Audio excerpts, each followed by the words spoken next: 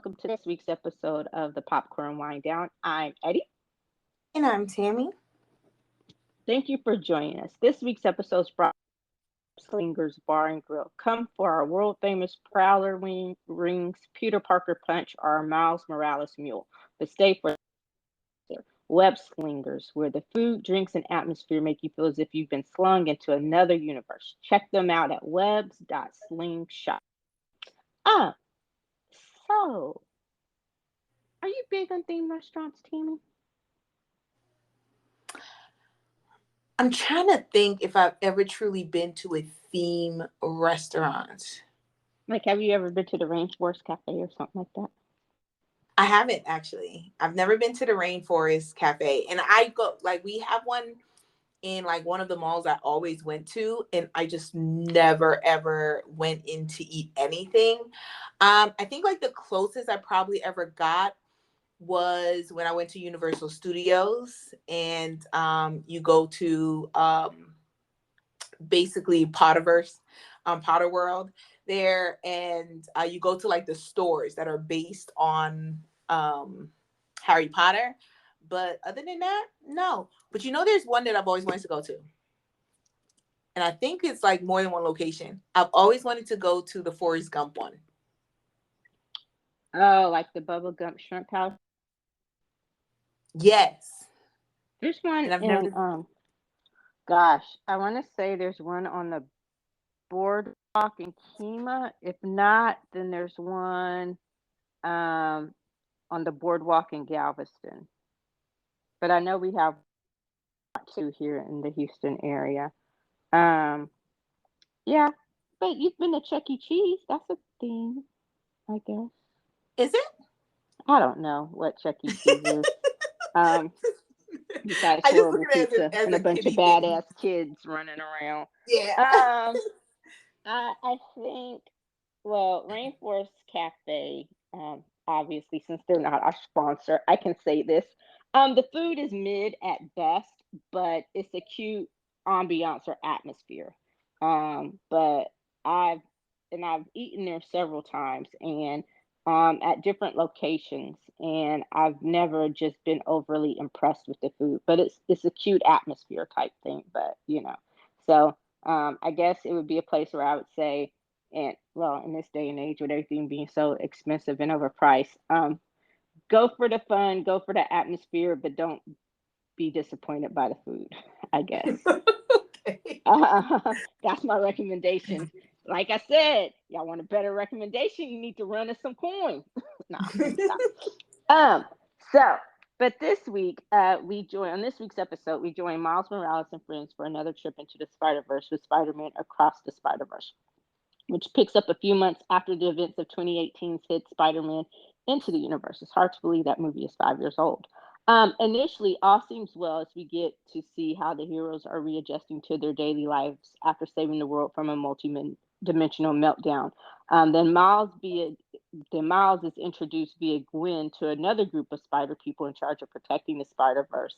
Um, and he comes to a big disagreement on how to handle a new threat, which causes Miles to realize that playing the heroing, isn't always fun and games. So, Tammy, what did you think of Spider-Man Across the Spider-Verse? Did it come out swinging, or was it a failed shot in the dark? I feel like I have to give two different opinions. I feel like I have to give like what I honestly thought of it, like myself, and then give one on the actual movie, like an unbiased viewpoint of the movie. So first I'm gonna say I don't like cartoon movies. I don't. It's not my thing. Um, and it took me a while to fall in love with the first Spider-Verse movie. But once I really like sat down and I watched it, like I loved it. Like I was telling everybody, like, "Yo, you gotta watch Spider-Verse." I think it was you that first told me, like, I have to watch it because it's very different from like cartoon movies. Um, so I was just like really excited about this one. So I went to the theater. I actually saw it this morning, and I went to the theater, which was packed. And I will say that although I think it was good for what it was supposed to be, it did not entertain me. If that makes any sense. Look at that. I'm rhyming. I wasn't entertained. Like I was bored most of the movie. Like I was yawning.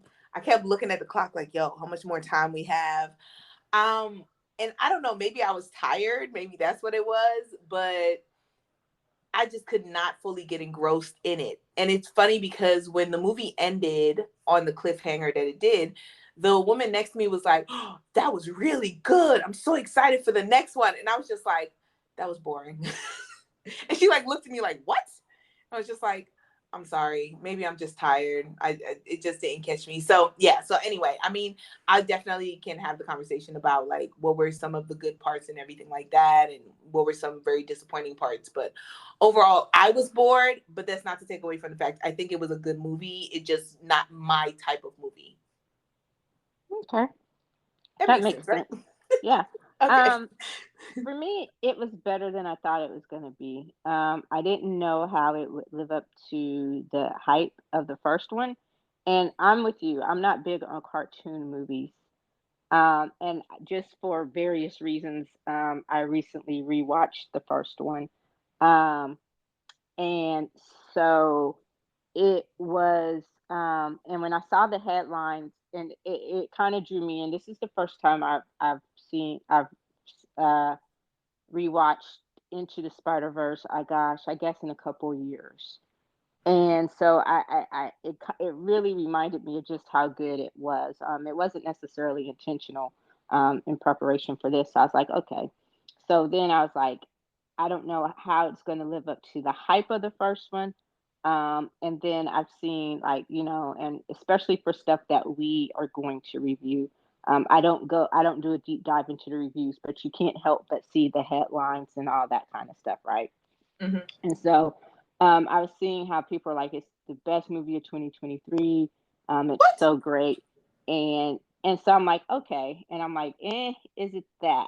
And I have to say that it lived up to the hype on a lot of levels. I'm not gonna say it's the best movie of 2023, but for me, I think part of the appeal, because I feel when we tend to think about animated films or cartoon films, we tend to think about um, Disney movies, like Disney animation or stuff like the Minions and those type of cartoon movies. And I don't do that. Like I can't. Something like occasionally I will watch a Disney movie.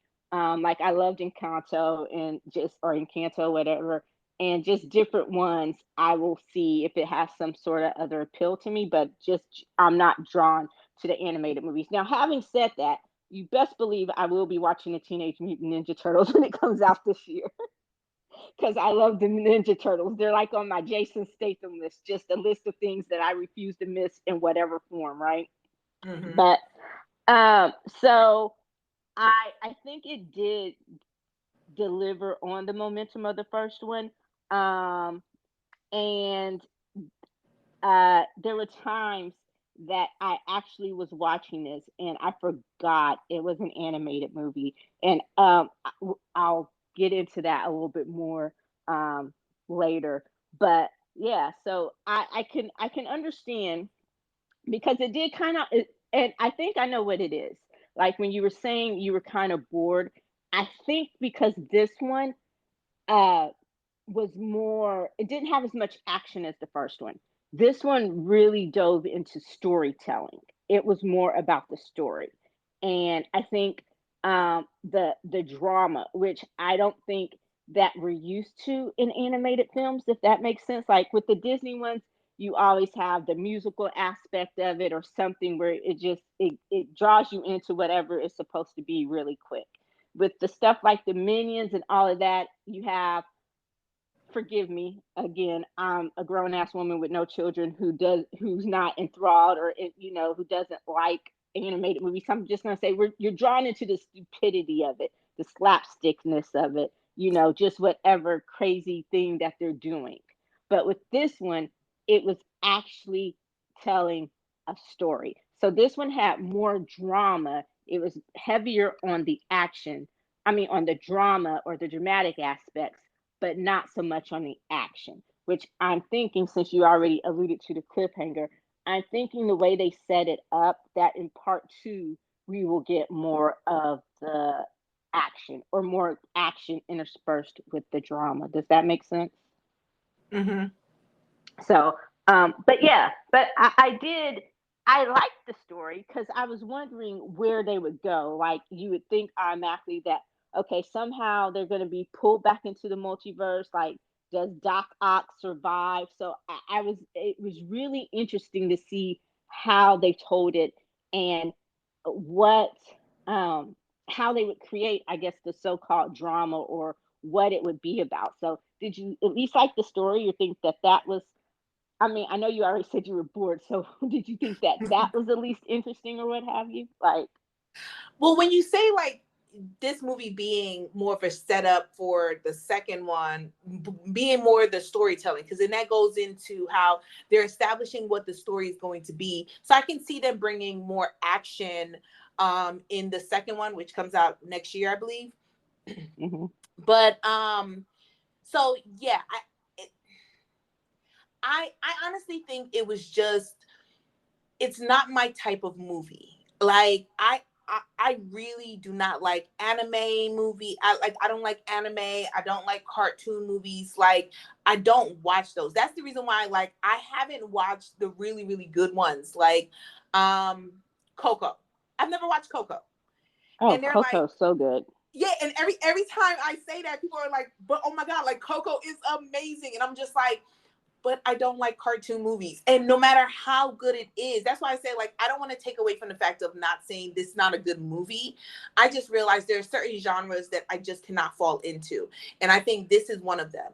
But I do agree with you. I think maybe part of that went into my opinion was there was not as much action as the first one, which means it didn't keep my interest from beginning to end. Because the first one, it was constant movement going on, and it was just action all the time. And for this one, I do see the story setting up. So you got me thinking, like, okay, that's why I was right in separating it. My personal opinion, and then was it actually a good movie? I do think it was a good movie. I just think it wasn't my type of movie. So, you know. Yeah, I can understand that. And I guess I loved how, um it kind of like, they gave us more, they connected into the universe, to across the Spider-Verse, not just by having the same characters, but just because of the finality of what happened Into the Universe at the end, where they fixed, or they closed the veil, and all that kind of stuff. And everybody was sitting back to their own universe, or their own dimension, or multiverse, or whatever. And they kind of said goodbye at that moment, knowing that they would never see each other again. So you were wondering what plausible, even though it's a cartoon, it's like, what, how are they going to be able to fix this? How are they going to be able to tell this story? And I love how they did that, and they made it, the realistic, and that sense that, okay, so I did like that part of it. And I love the story between Gwen and Miles Morales. I am a team. I was trying to think of a name for them, and I was like, I am a team Gwiles. Yes, doesn't work. So I was like, I'm a team Gwiles fan. But Wow. Gwiles, Gwen, Okay. because if you put his initial first, then it's Team Min, and I'm like, that's kind of basic. So I'm Team Gwiles. It gives him some panache. Okay. Panache. Funny. um, but do you at least like, do you like Gwen and Miles, or you didn't even give it much thought? No, but I say the reason why I don't is the age, because he is only 15. And how, I don't remember, I didn't go back and watch the first one. So I completely forgot. I was just like, oh, she's in high school and da da da. And but in this one, it was made known that she is out of high school and he's only 15 years old. He's not even 16 yet. And so when they said, I was just like, Okay, I can't. I just it's just like he's too young. Maybe that's the like But see, I the got the teacher in me idea. or something. But I was just like he's too young. Like you're past 18. Like See, and I didn't think of it that way. But now you say it, I just kind of got the idea that she dropped out of school once her version of Peter Parker died at the dance. Like that's where I got it. Like, because we got a little bit more insight. I did get that she was a little bit older, but I thought maybe it was like freshman, sophomore, like a year or two older. And but in here it said he's a sophomore, so he's in high school. he's Um, 15, but she's definitely over 18. She's definitely over 18. see Like if you could clearly tell she's out of high school. And so when I'm looking and I'm just on how her just the age that is presented of her and everything and how his mom was talking and everything like that. You had your trauma, but I'm like the the movie made it out to be that she is out of high school, and that's what I'm taking it as, in the hints that they were giving. She's out of high school and he's only 15. I just cannot get behind. I said maybe when he gets older, but he's 15. Like he's still a boy. Like I just couldn't. But I get the whole. I think I would be for them if the age wasn't like in my head harping on it. On I just can't get behind them because there's clearly a couple years in between that and he's 15. Like I just harp on the 15-year-old kid. But other than that, like I think they would make a cute couple once he gets older. I just can't look at it right now. I was just like, oh. I had to stop myself from being like, so this is not what I think it is it? See, and and again, I didn't think of it that way. I knew she was older, but I also just kind of took it as just seeing exactly what happened. I saw her is kind of dropping out of school, just not going, um, because she was talking to her dad. When her dad said you had an A in English or a B in English or something, you got an A plus in English, and she goes, "No, I got a B because I missed a couple of classes." So I took it to mean that she was still in school, like so, or she dropped out. She kind of checked out once her version of Peter Parker died. So I don't think necessarily that there's too much of an age difference. But yeah, once you put it like that, no. But all things being considered, if she's a year older than him, or but I'm still Team Growl. So if they have to wait a little bit to age it out, if that's what the angst is just him waiting. Look, girl, now I'm legal. Then yeah, but I don't want to think about the age difference and the ramifications of her being an adult because that's still kind of pervy. But um, so I loved how we realized that hey, the spider, he's not even supposed to be Spider-Man.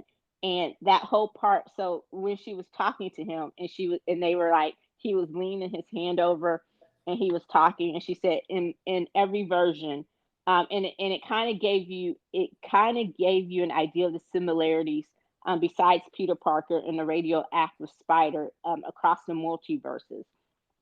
And some in every version, Peter's uncle dies. Gwen, Mary Jane is his true love, his soulmate, his ultimate love, or MJ. But Gwen Stacy is his first love, in most Spider-Man lore. And with this Spider-Man, it kind of with the Tom Holland version, they just surpassed the Gwen Stacy part. But because they told that story in the Andrew Garfield one. But so I kind of loved how, and she was talking about, she goes, in every universe, Gwen Stacy falls for Spider-Man. But, and I'm like, but in your universe, you didn't. You fell for Peter Parker, who was someone who turned out to be the alligator dude. But in this universe, Miles is not Spider-Man isn't Miles. So maybe it would help, but that goes back to my whole idea of Team Giles.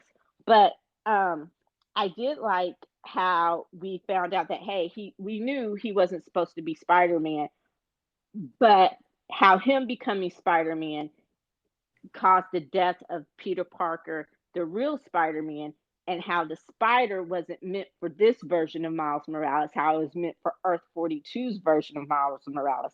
And like he was the original anomaly, and that created other anomalies throughout the multiverses.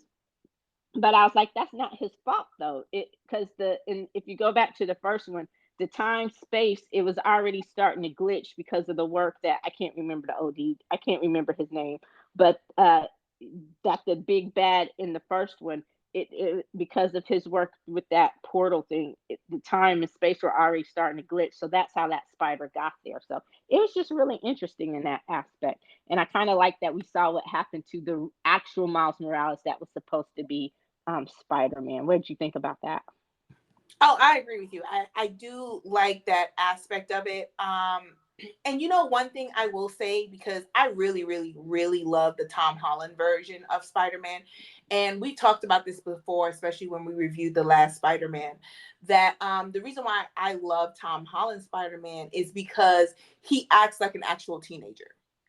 Like he's not acting like a grown adult in his 20s, even though as an actor he is, but he's acting as a teenager. Like they have him acting as a teenager, so sometimes he makes decisions that are bad, or he makes a lot of his decisions based on emotions, because the logical aspect of his decision making isn't necessarily mature enough for that, to do that yet. And I think the same thing goes with Miles Morales. A lot of the decisions that he was making, or the feelings that he was having, was age appropriate, if that makes any sense.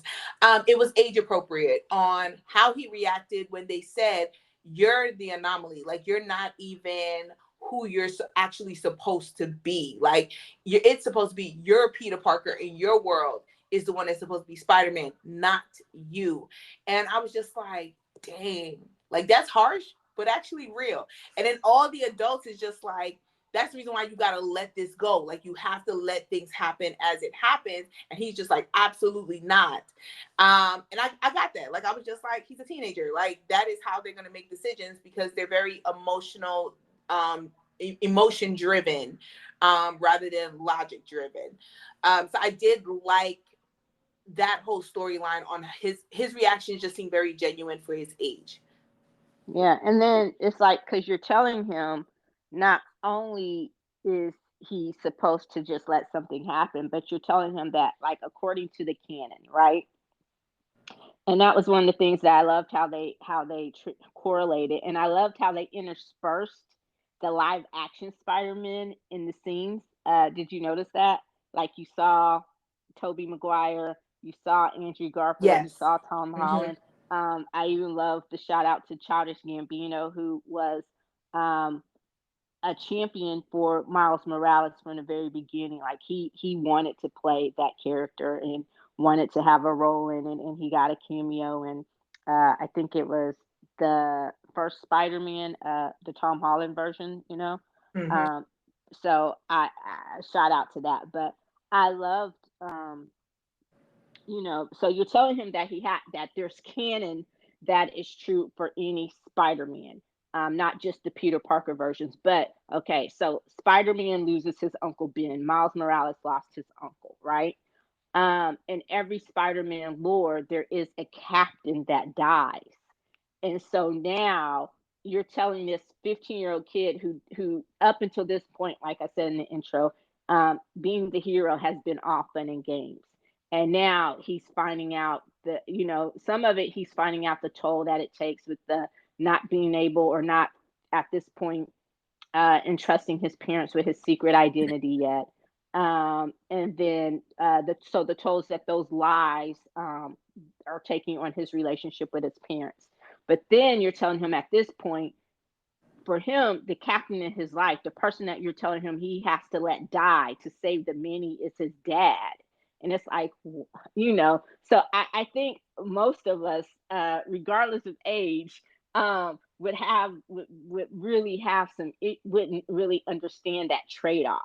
Unless you don't have a necessarily great relationship, but that's neither here nor there. I'm not going to get morbid with it. But, um, So I got that, and it was like, and then you could see that even though Spider-Man 99 or Vamp Spider, whatever you want to call him, but Spider-Man from 2099, so I just call him Spidey 99. You could see as he was going home, or where he thought was home, that the words were that he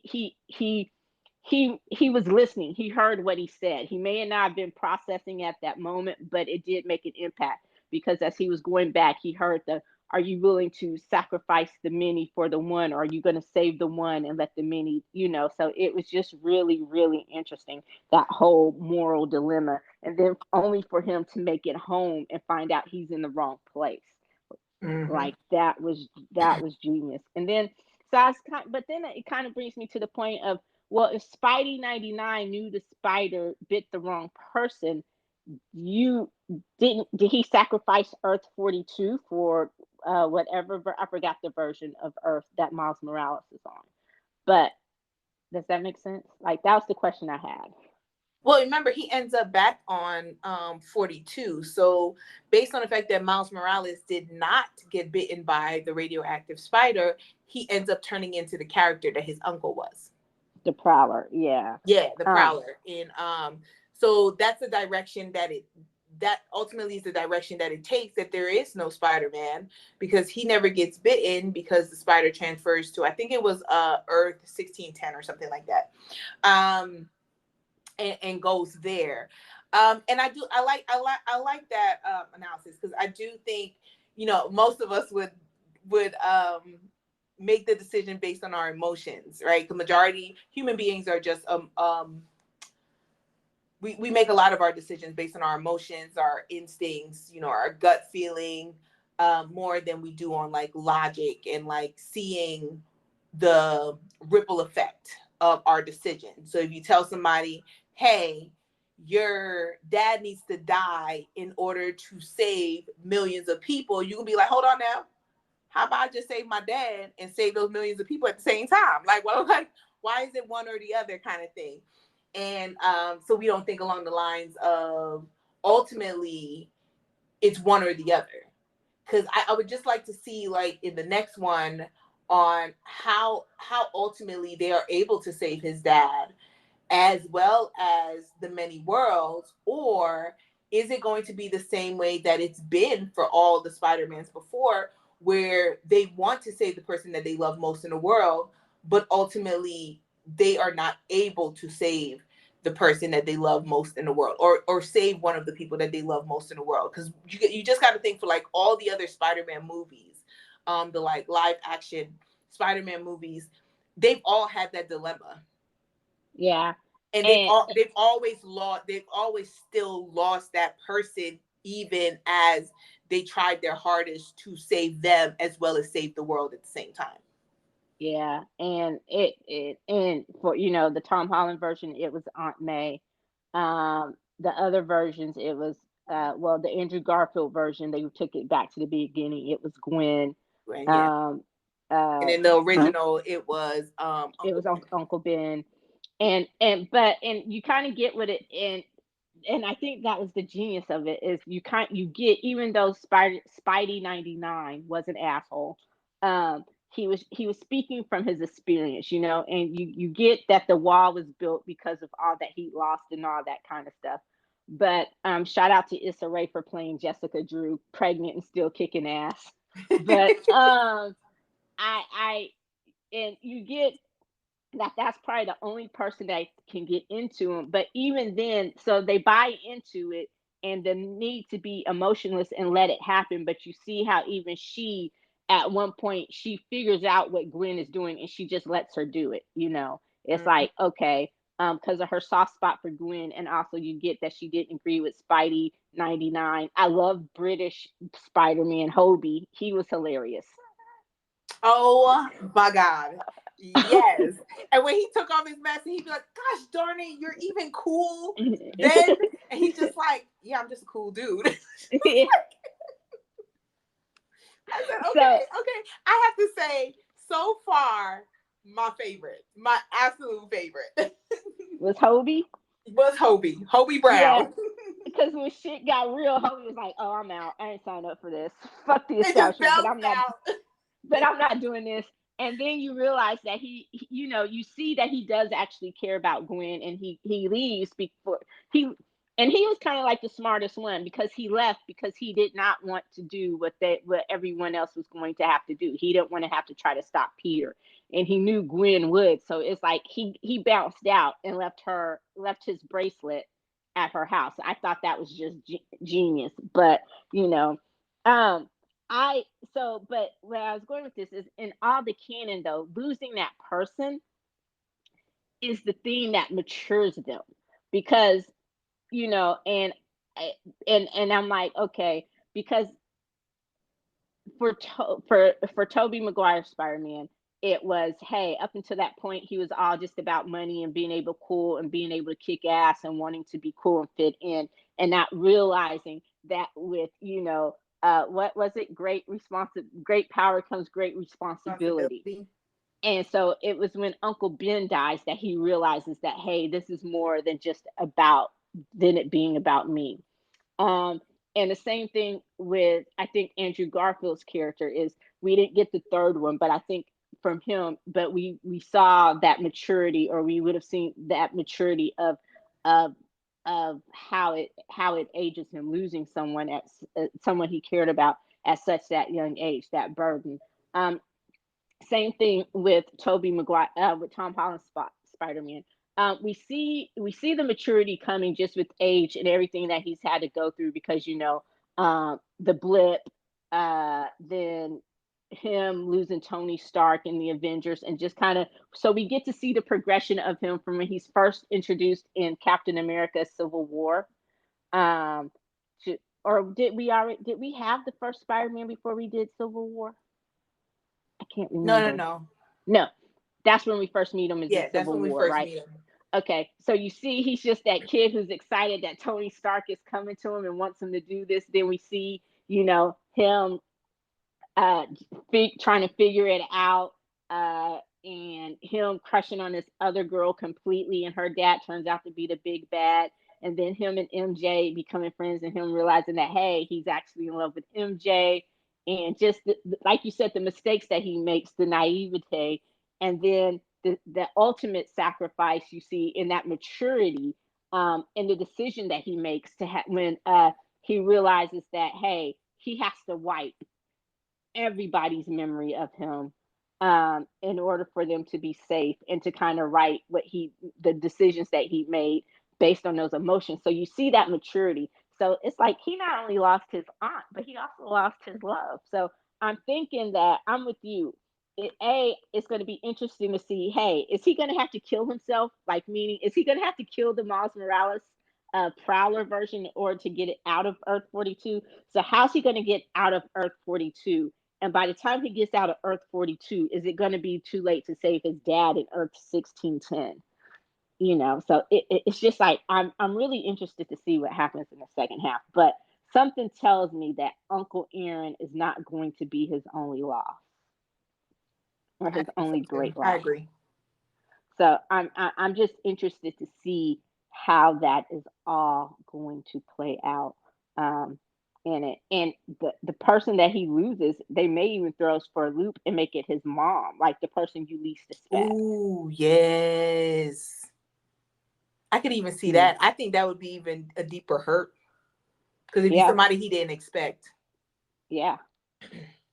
And the person who has suspected all along that he was lying or keeping this big secret, and who's gone out of her way above and beyond to be understanding, is like, hey, you can talk to me. And you could tell, like, because when he got home, when he thought he was home, he told her. And I'm like, okay, does she just not want to believe? But then you realize, like, who is that? Is that your comment? And I'm like, but and that's kind of what got me that. So okay, something even before Uncle Aaron walked in, that's kind of got me thinking something's not right, because his mom would know who Spider-Man is. Exactly. Yep. And so it was just really interesting. Then Uncle Aaron played along to get him up to the roof or whatever, because it's like he knew that wasn't Miles. The haircut, besides the haircut, but it's like, how did he know? And then it's like, oh shit, because Miles is the Prowler. So Yeah, it was just really, really interesting. Um, let's see, is there anything else from this one? Um, I loved his roommate. I want his roommate to be the guy in the chair, even though we only had like a minute, a half a minute of his roommate. His roommate knows he's Spider Man. He comes in and he goes, dude, and he goes, can you call 911? Let him know that there's a bad guy. He's like, I'm not your guy in the chair. Like, leave me alone. I'm not. I know who you are. I'm keeping your secret, but I'm not getting involved in your bullshit. That's And true. it's just And like, he comes back and and he's like, "Oh, I think your guy got away." he's like, yeah, thanks. And he's like, are those my shoes? And he's like, it's not my fault we're the same size. And it's just the opposite of Ned, who wanted to be the guy in the chair. And I'm like, I want him to be the guy in the chair. Like, I love the roommate. Um, so, but yeah. Um, so have you heard? I don't know if you knew this, um, but news dropped last week that they are working on a live action Miles Morales movie. Ooh, huh? That'd be interesting to see how that turns out. It would be. And I remember, and I'm trying to think, and I know I might surprise you. I'm really on the fence about it because before, like, so everyone was mad. I don't know if you remember, but after the second Andrew Garfield Spider-Man didn't do as well as they thought, and they were trying to figure out what to do with Spider-Man, and Sony finally fucking realized that they needed Marvel's help with Spider-Man to make it sustainable, especially with the first few phases of Marvel being so successful in the Avengers, right? That was when the call for Miles Morales really picked up, and everyone was like, "Why not just do a Miles Morales version?" Okay, and so child, and then it was when it was announced that Tom Holland was going to be Spider-Man, everyone was pissed. Like, there's no way. And I remember being kind of one of those people because I'm like, yeah, why not refresh it and do? And that was honestly my first time hearing of Miles Morales and all that. So I was like, that would be so interesting. But Tom Holland came in and killed it, and he is doing a great job of Spider-Man. And um, so so then to appease the people, we got, hey, Miles Morales is going to be featured in the Into the Spider Verse, and it's going to be animated. And anyone's like, that's bullshit. You're giving us this bullshit ass cartoon to try to appease the call for, and but they've done such a good job with these. So I'm like, how are they going to do a live action one? So is part two going to lead us into the live action? Because and with this one you can tell that Sony and Marvel, they've worked out their issues with Spider-Man. They have the partnership and it seems to be lucrative with them for both. And I'm with Sony. If Marvel can keep making me the bag with this and I can keep my ownership of Spider-Man and lease it back out to Marvel or whatever, hey, I'm gonna do it. But so I'm with you. I'm interested to see how they're going to pull it off and how they're going to meld it into the Spider Verse. Like, that's going to be really interesting. And the next thing is, I'm interested to see who they would get to play Miles Morales. I have no idea. um, I'm not going that deep into it.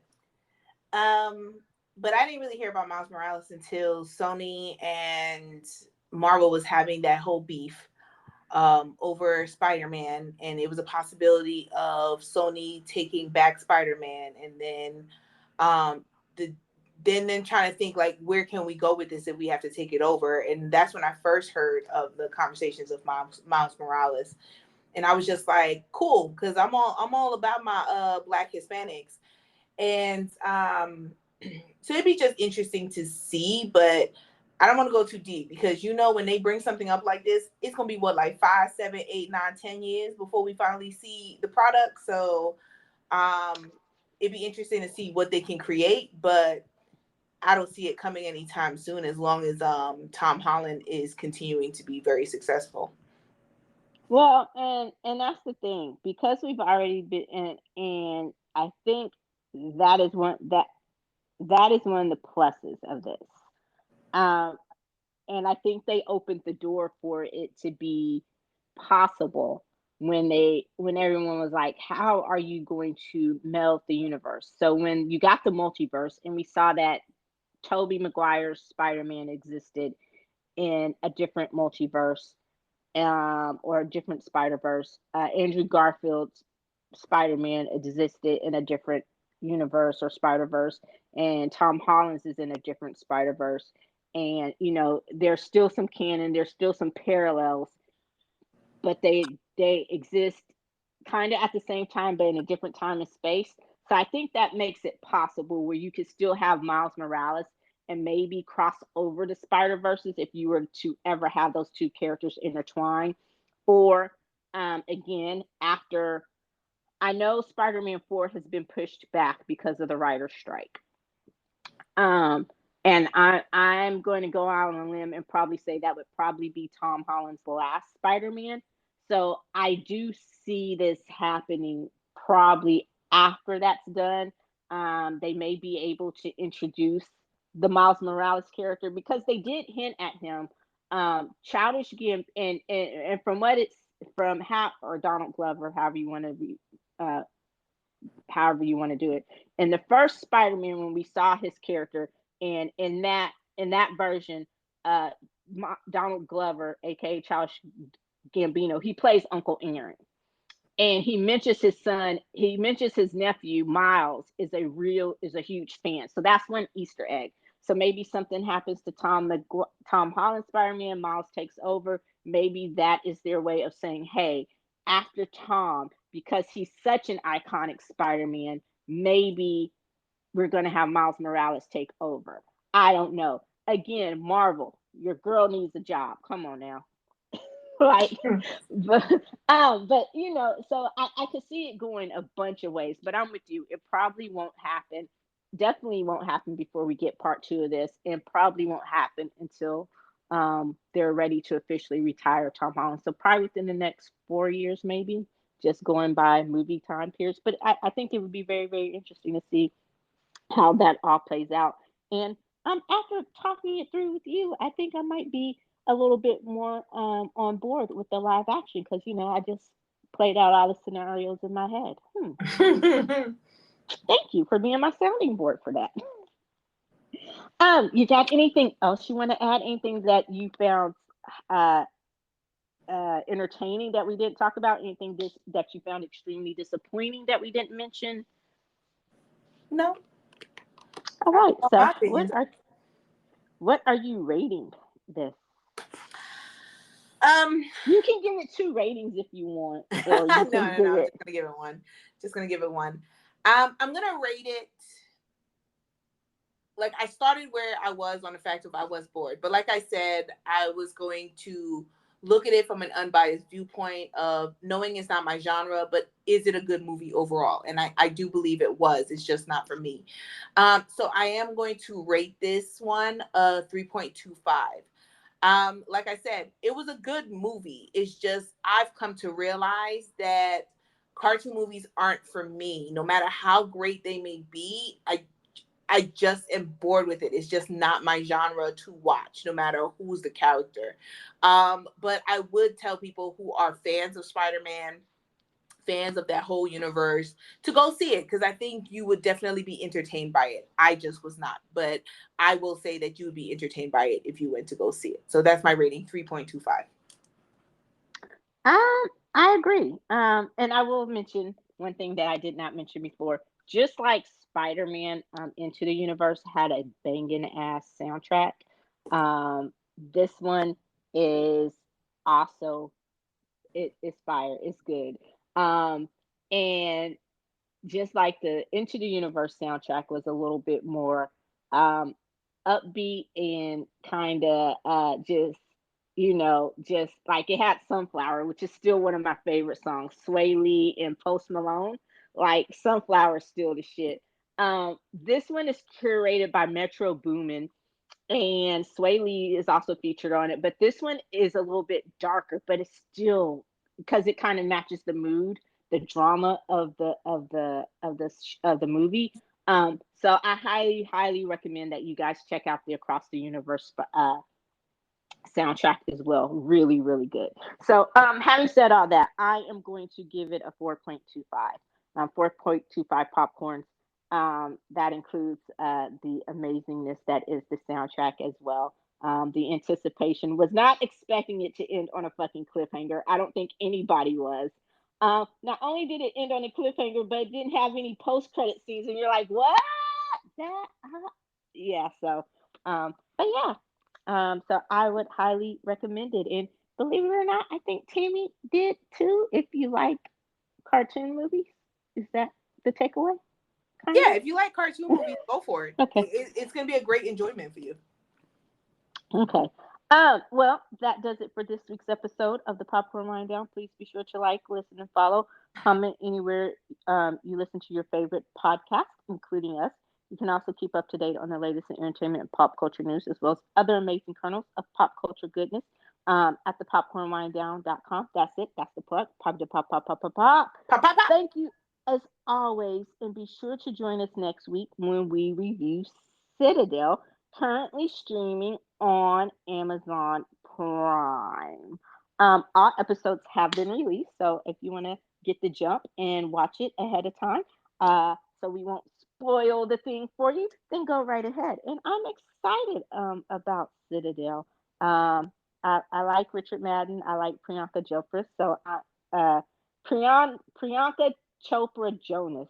And I look forward to seeing what you have to say about Citadel.